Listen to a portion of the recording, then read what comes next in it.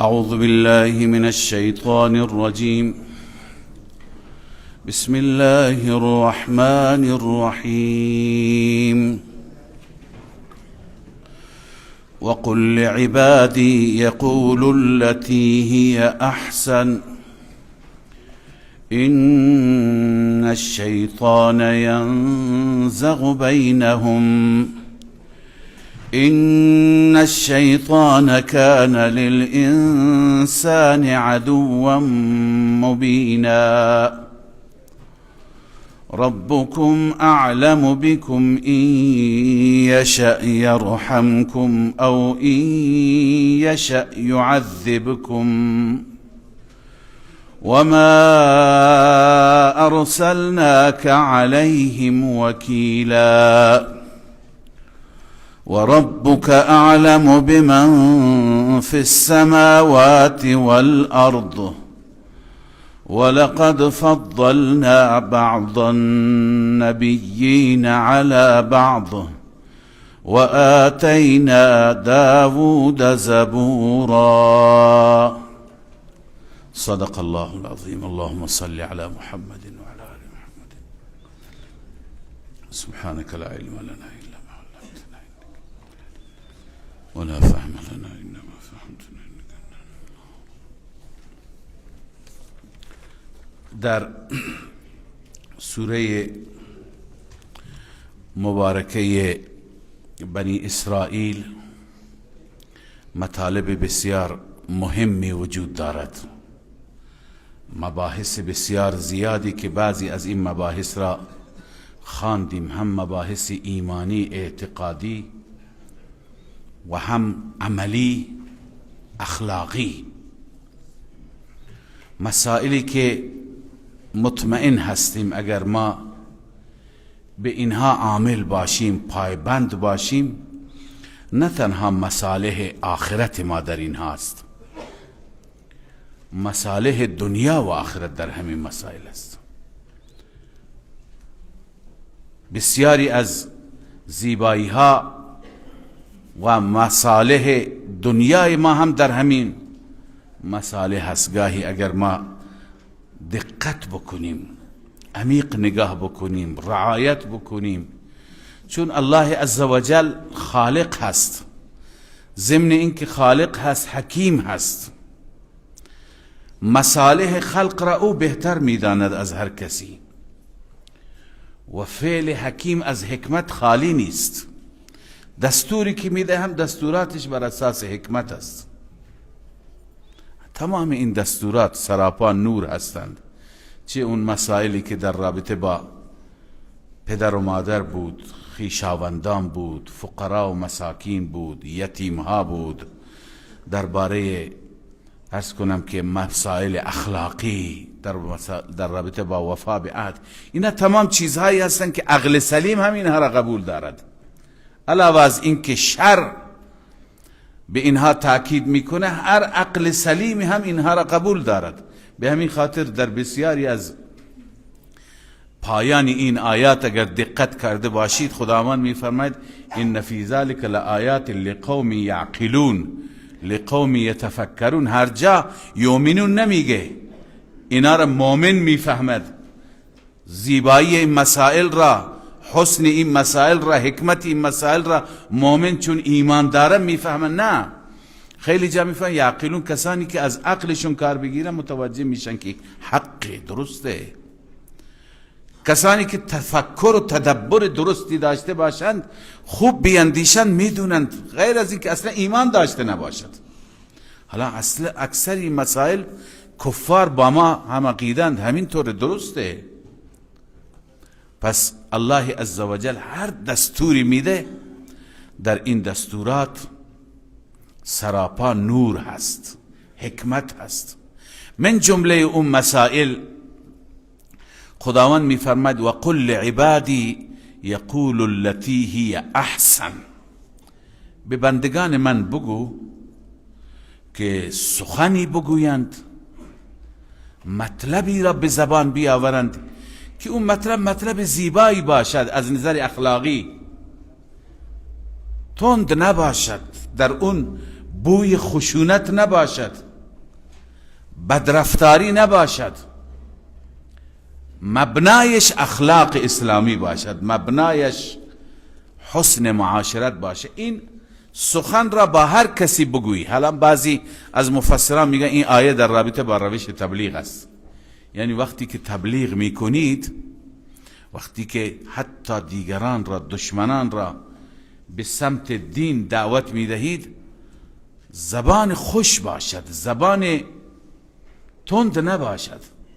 زبان تند تعصب انسان را بیشتر می کند، ضدیت و عناد طرف را بیشتر می کند. به همین خاطر خداوند به موسی دستور داد حتی وقتی که پیش فرعون میری، شما دوتا میروید، بگی فقولا له قولا لینا، نرم صحبت کنید، نه اینکه العیاذ بالله از فرعون بترسد، لعله یتذکر او یخشى، او بترسد از خدا، او پند بگیرد، تذکر بگیرد. پس روش تبلیغ اینه که زبانتون زبان با اخلاقی باشد، یعنی گفتگوی شما توأم با اخلاق نیکو باشد. حتی با کفار اگر صحبت میکنید. در رابطه با این آیات بعضی میگن شأن نزولش اینه که این آیات چون در مکه نازل شدند، یه روزی سیدنا عمر رضی الله تعالی عنه با یک مشرکی کافری بحثش شد. خب هرچی یه جایی دارد، سیدنا عمر طبیعتش جلالی بود، بالخصوص در مقابل کفار، اشداء علی الکفار خواندیم، ناراحت شد، عصبانی شد، میخواست باش تصفیه حساب بکند، میخواست شمشیر بردارد و گردنش را بزند اون کافر و مشرک را. اما خداوند تذکر داد، ای پیامبر به بندگانم بگو یقول التی هی احسن، اونی که زیباست، اونی که خوبه بگند. یعنی در این شرایط، نه تنها در اون شرایط کلی، اما در اون شرایط اگر سیدنا عمر گردن مشرک را میزد، خب برای مسلمانان خیلی بد تمام میشد. بسیاری هستن از مسلمانان امروز این نکته را رعایت نمی کنند. در بسیاری از کشورهایی که اونجا اکثریت با غیر مسلمان هست، فرق نمی کنه اکثریت ما باشیم یا اقلیت، مسائل اخلاقی دیگه اخلاقی هست هر جا، چه ما در اقلیت باشیم یا اکثریت. ولی خب مضراتش رو میخوام عرض کنم. گاهی میشه که یک مسلمانی با غیر مسلمانی در کشور غیر اسلامی درگیر میشه. مثلا این اتفاقات در هندوستان زیاد پیش میاد. یکی از مفسرین که من همیشه تفسیرش را مطالعه میکنم، مواردی از اونجا میگه گاهی این دو مسلمان و هندو با هم درگیر میشند. خب این مسلمان احساساتی میشه، عصبانی میشه، تند برخورد میکنه یا میزنه هندو را. این سبب میشه که صدها مسلمان گاهی شهید بشند، دهها اماکن مقدس مسلمانان مسائل سوزنده بشند به خاطر چی؟ یک برخورد بیجا، نادرست. پس اون چی که پروردگار میگه خیر در اون است، چه ما در اقلیت باشیم چه در اکثریت، چه طرف ما کافر باشه. وقتی که دستور هست که با کافر و مشرک این گونه رفتار بشه، ما با خود طرف هیچ وقت مشکل نداریم. خود طرف از این جهت که انسان، بالاخره انسان محترم است، مشکلی که در او هست اون صفت کفر، صفت شرک، صفت نفاق هست، خودش مشکل نداره، لذا با خودش فی نفسه باید خوب برخورد کرد. لذا الله تعالی می فرماید وقتی که با غیر مسلمان این دستور هست، با یک مسلمان چرا انسان برخورد تند باید داشته باشه؟ خیلی متاسفانه بعضی از ما از اخلاقی که قرآن میگه، از اخلاق اسلامی بدور هستیم. گاهی اینجا اختلافاتی میاد که چندین نفر را زدند، لطوپار کردند، سر و گردنشون را شکستند، دست و پایشون را شکستند، تیراندازی کردند، این گروه به اون گروه، این گروه بر این. هر دوتا مسلمان، هر دوتا با هم دیگه وابستگی دارند. بررسی میکنیم دلیلش چی بوده؟ مثلا یه برخورد بسیار معمولی، یک برخورد البته بیجا، مثلا عرض میکنم سر پمپ و نوبت پمپ بنزین با هم دیگه دعواشون شده، از اونجا آغاز شده. یک جمله را نتوانسته برداشت بکند. لذا این نکته اول که قرآن میگه وقتی رعایت نمیشه بعد از اون چه فساداتی داره. لذا الله میفرماید و قل لعبادی یقول التي هی احسن، به بندگانم بگویند اون چیزی را که احسن هست به اعتبار اخلاق، بهتر است به اعتبار برخورد. چرا؟ چون که ان الشیطان ینزغ بینهم، شیطان همواره بین اونها جدایی ایجاد میکنه. شیطان در صدد فرصت که کی از زبان شما یک جمله احساسی خارج میشه تا اون طرف را وسوسه کنه به تو چی گفت، دیگه برای تو زندگی اصلا درست نیست با این ننگ و با این آری که به تو داد. هی وسوسه میکنه. بعضی نزغ را به معنی وسوسه کرده، اصل نزغ ضربه را میگوین، ضربه‌ای که با سرنیزه بشه. اینجا منظور اینه که شیطان از هم دیگه دور میکند انسانها را، بندگان من را. ان الشیطان کان للانسان عدوا مبینا، همانا شیطان دشمن آشکار انسان هست. ربکم اعلم بكم ان یشأ یرحمکم او این یشأ یعذبکم. بعد از این که بعضی از نکات، هم این نکات ایمانی را شما خواندید که اینا را مشرکین رعایت نمی کردن، مثلا وقضى ربک الا تعبدوا الا ایاه ولا تجعل مع الله الها آخر، معبود دیگر را پرستش نکن.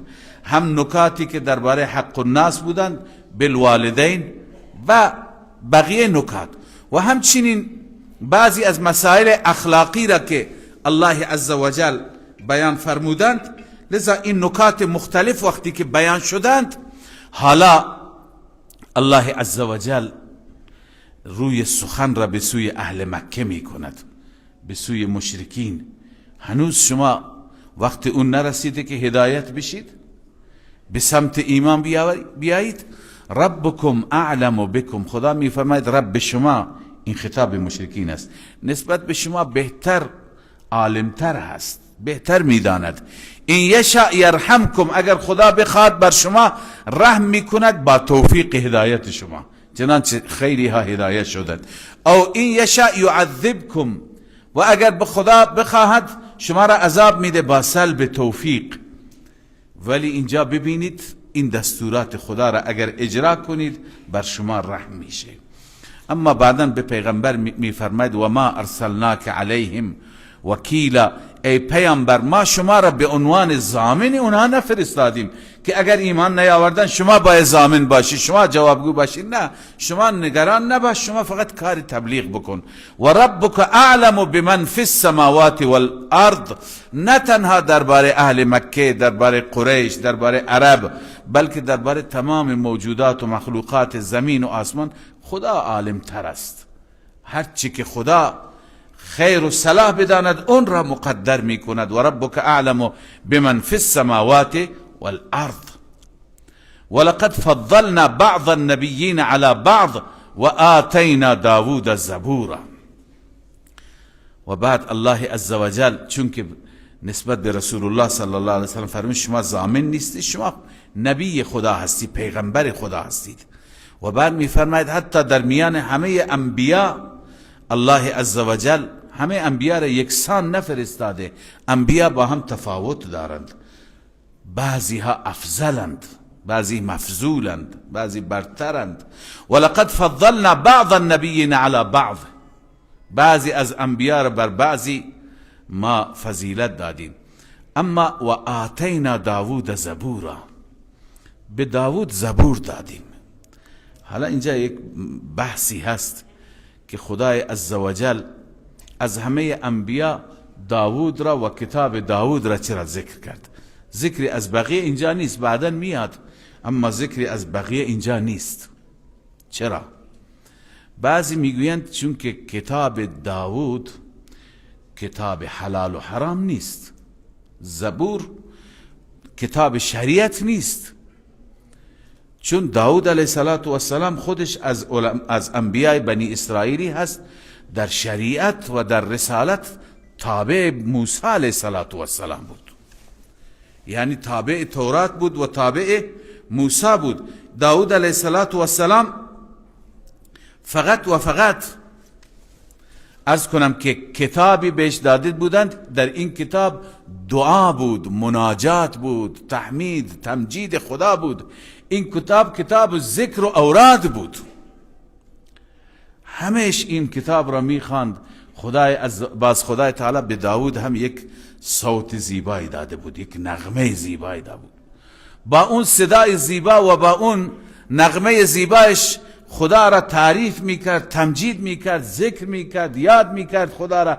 حتی میرفت تو کوها هم با او هم صدا میشدن. قرآن میگه پرنده ها هم اطرافش دور میزدند و با او آواز میخواندند، خدا را تعریف میکردند. لذا اینجا اشاره به ذکر خدا است که یعنی داود علیه السلام را زبور دادیم. بحث حلال و حرام نیست. از زبور کتاب لیس فیها حلال ولا حرام ولا حدود و انما هو دعاء و تحمید و تمجید. زبور کتابی است که حلال و حرام توش نیست، حدود الهی نیست. کتابی است که دعا هست، تحمید، تمجید، تعریف خداست. اشاره می کند که بهترین چیز برای یک بنده اینه که به تعریف و تمجید خدایش بپردازد. شما وقتی که تنها میشید و خدای تعالی را ذکر میکنید، بالخصوص افضل الکلمات 4، بهترین کلماتی که خدا اونها را دوست دارد 4 تا هستند. در حدیث آمده سبحان الله والحمد لله ولا اله الا الله والله اکبر، که در اینها هم تسبیح است، هم تحمید است، هم تهلیل است، هم تکبیر است. 4 چیز که این 4 تا در کنار هم باشه توحید خدا کامل میشه. سبحان الله یعنی خدا از همه عیوب پاک است. الحمدلله یعنی تمام تعریفات خوب برای خدا است. لا اله الا الله این تهلیل، یعنی هیچ الهی دیگر بغیر از الله نیست. الله اکبر این تکبیر، یعنی خدا از همه بزرگتر است. توحید یعنی همین. انسان این را اعتقاد داشته باید. لذا شما وقتی که بشینید تنهایی و خدا را با این کلماتی که خدا هم دوستشون داره وصف بکنید، تعریف بکنید، چقدر برای شما الله عزوجل اجور ثبت میکنه، پاداش مینویسه و چقدر دوستتون داره. لذا ذکر داود به خاطر این است که داود همیشه می نشست و خدا را تعریف میکرد، ذکر خدا میکرد. بعضی گفتن دلیلش اینه، بعضی دیگه میگویند که نه، داود را اینجا ذکر کرد چون که اینجا بحث رسول الله آمد، ما شما را به عنوان پیامبر فرستادیم، به عنوان ضامن نفرستادیم. دلیل پیامبریش دلیل از داود میگیرد. داود زبور داشت، درسته در اون تعریف و تمجید بود، اما در زبور داود ذکر رسول الله صلی الله علیه وسلم و امت رسول الله زیاد آمده بود. این را تفسیر بحر المحیط علامه اندلسی نوشته و خص داود بالذکر هنا، داود را خاصتا اینجا ذکر کردند لانه تعالی ذکر فی الزبور ان محمدا خاتم النبیین. در زبور خداوند ذکر کرده که محمد خاتم النبیین است و ان امته خیر الامم، امتش بهترین امت است. به این خاطر میگه و آتینا داود زبورا. خب قل ادعوا الذین زعمتم من دونه. ببینید انبیا، اولیاء، خاصان، مقربان همه بودند، اما اینها با عبادت و با دعا و نیایش و راز و نیاز تقرب خدا را حاصل کردند. شما اگر هم میخواهید که قرب خدا را حاصل کنید با همون روش اونها، نه اینکه خود اونها را صدا بزنید. شما از اونها کمک نگیرید، شما بر روش اونها زندگی کنید. شما از سیدنا علی کمک نگیرید، بر روش سیدنا علی زندگی کنید. از رسول الله صلی الله علیه وسلم کمک نگیرید، بر روش آن حضرت زندگی کنید. معنی آیه بعدی این هست. ولی شما گاهی دوچار اشتباه میشید. شما انسان ها بیشتر مشرکین اولیاء را صدا میکردند، انبیا را صدا میزدند، فرشته ها را صدا میزدند. الله می فرماید قل ادعوا الذین زعمتم من دونه، بگو صدا بزنید کسانی را که میپنداری غیر از خدا که اونها برای شما کاری میکنن یا غیر از خدا اله هستند. فلا یملکون کشف الضر عنکم ولا تحویلا، اونها نمیتوانند دور کنند ضرر را از شما، نمیتوانند آسیب را از شما دور کنند، ولا تحویلا، و نمیتوانند تغییر بیاورند در زندگی شما. اونها کاری نیستند، اونها خاصان خدا هستند ولی قدرت خدایی ندارند. و اونها را ببینید، اونها را چی چیزی به اونجا رسونده، شما اون روش را بگیرید. اولئک الذین یدعون، این کسانی که مردم اونها را فریاد میزنند، صداشون میزنند، خودشون چه کار میکردند؟ یبتغون الی ربهم الوسیله، هر یکی از اینها به سوی رب دنبال وسیله درست بودن که چی؟ که خودشون را به خدا نزدیک کنند، که ایهم اقرب، کدام یک از اونها به خدا نزدیکتر. و یرجون رحمته، هر یکی از اینها امید به رحمت خدا داشتند. و یخافون عذابه، از عذاب خدا می ترسیدند. یعنی این کسانی که شما اونها را صدا میزنید، مثل عیسی علیه السلام، مثل ابراهیم، چون ابراهیم، اسماعیل، حتی بت ابراهیم و اسماعیل درست کرده بودند، اینها خودشون دنبال قرب خدا بودند. دنبال چی بودند؟ قرب خدا، که چطور خودشون را به خدا نزدیک بکنند. این آیه یکی از آیاتی هست که معمولا در این بحث وسیله میشه. وسیله یک مسئله روز هست، امروز خیلی ها مطرح میکنند. من مقداری برای اینکه هم ذهن طلاب عزیز هم مقتدیان بزرگوار روشنتر بشه، انشاءالله سعی میکنم به زبان ساده، چون این بحث علمی هست، به زبان ساده بگم تا همه بفهمید. بعضی وقتا کسانی هستن صدا میزنن غیر خدا را، میگم نکن، صدا نزن، میگه ما اینها را به اینها توسل میجوییم، وسیله قرار دادیم، ما هدفمون از صدا زدن اینها اینه که اینها واسطه بین ما و خدا بشند. ما وقتی که میگیم یا فلان، ای امام، ای پیر، ای پیغمبر، منظور این نیست که خود اینها خدای ما هستند. بعضی که بالاخره عاقل‌ترن اینطور میگن، میگه ما از اینها کمک نمیخواهیم، ما اینها را سبب قرار میدیم، وسیله قرار میدیم که ما را به خدا برسانند. لذا خیلی ها هستند این ندای غیر الله را، صدا زدن غیر خدا را به این صورت توجیه میکنند. خب کسانی که جوابشون را بلد نیستند دیگه میگه خب اینا وسیله میگیرند، اینا شرک نمیکنند، در حالی که این اصلا وسیله نیست. وسیله این نیست، وسیله را بنده توضیح میدم. توسل این نیست. توسل در اسلام داریم، هم توسل جائز داریم، هم توسل ناجائز داریم، هم توسل مشروع داریم، هم توسل نامشروع داریم. اما این اصلا توسل نیست، این وسیله نیست، این ندای غیر الله هست، این صدا زدن غیر الله است. این را صراحتا خدا فرموده ولا تدعو من دون الله ما لا ينفعك ولا يضرك. شما صدا نزنید غیر خدا اونهایی را که نه برای شما نفع میرسانند نه ضرر میتونن برسانند، اونها هیچ کاری هستند. و الله عزوجل میفرماید اینهایی که شما صدا میزنید، هر که باشه، مگه مشرکین عرض کردم سنگ ها را صدا نمیزدند؟ اون سنگ را نمادی قرار داده بود برای یک بزرگی. حتی بت هبل که در خانه کعبه بود، یه بت بزرگی بود به نام هبل. هبل میگفته این بت هابیل هست، هابیل فرزند سیدنا آدم که شهید شده بود، میگفتن که این بت هابیل است. یعنی کسانی که شهدا بودند، اولیا بودند، انبیا بودند. عرض کردم وقتی که رسول الله مکه را فتح کرد و 360 تا بت را بیرون انداختند، بت ابراهیم و اسماعیل هم بود. این بت را اونها نمادی قرار داده بودند، منظورشون صدا زدن خود ابراهیم بود، صدا زدن خود اسماعیل بود.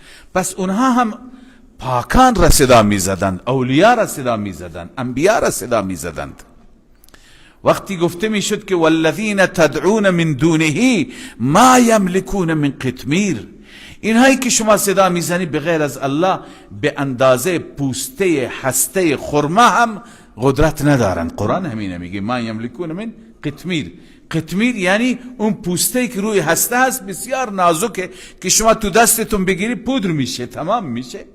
اون اندازه اینها مالک نیستند، اختیاری ندارند، قدرتی ندارند. اونا میگفت نه ما اینها را وسیله قرار میده. اونا هم اینو میگفتن ما نعبدهم الا لیقربونا الی الله زلفا. ما اینها را پرستش نمی کنیم مگر هدف ما اینه که اینا وسیله بشن ما را به خدا نزدیک بکنند. یک اعتقاد، یک باور بسیار غلطی از قدیم بوده و هنوز هست در میان اهل خرافات که میگه ما کجا و خدا کجا. ما با این همه گناه، با این همه جنایت، با این همه مشکل، ما لایق نیستیم خدا را صدا بزنیم.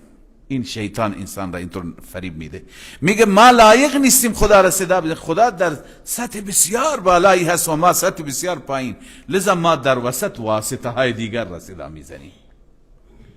بزرگانی که اونها با خدا رابطه دارند این را اونها واسطه میگفتن، وسیله میگفتن.